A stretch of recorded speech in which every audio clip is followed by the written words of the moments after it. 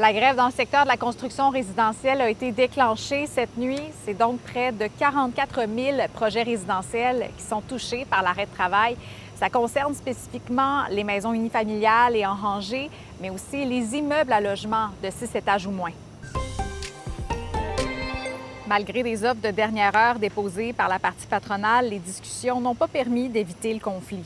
Les négociations achoppent principalement sur la question salariale. Les travailleurs demandent un peu plus de 24 d'augmentation sur 4 ans. Et il faut dire que même si les travailleurs ont un droit de grève, il y a des chantiers qui seront actifs. C'est parce qu'ils ne sont pas soumis au Code du travail, donc ils peuvent travailler en cas de grève. La semaine dernière, le ministre du Travail avançait que les demandes syndicales feraient augmenter le prix moyen d'une maison neuve de 55 000 $. Il n'écarte pas le recours à une loi spéciale pour éviter que le conflit s'éternise. On ne sera pas patient. Les Québécois et Québécoises ont droit d'accéder à des logements, à des maisons, et il faut éviter qu'un conflit de travail ait cet impact-là. Je vous parlais la semaine dernière d'une femme de 79 ans retrouvée morte dans son logement du quartier Saint-Roch.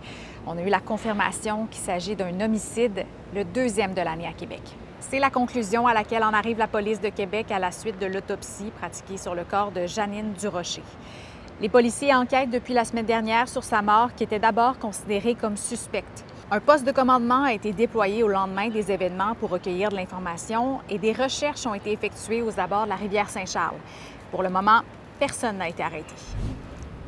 Je termine le vidéojournal sous le soleil pour annoncer une bonne nouvelle aux amateurs de musique classique et de concerts en extérieur, parce que l'Orchestre symphonique de Québec et son chef d'orchestre Clemens Schult ont annoncé la tenue d'un concert extérieur gratuit à la place Jean-Béliveau le 5 août prochain. Ça faisait un moment déjà que le chef d'orchestre rêvait d'un concert en plein air à Québec.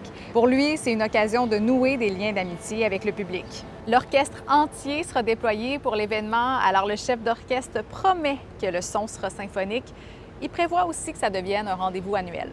Là-dessus, bonne journée!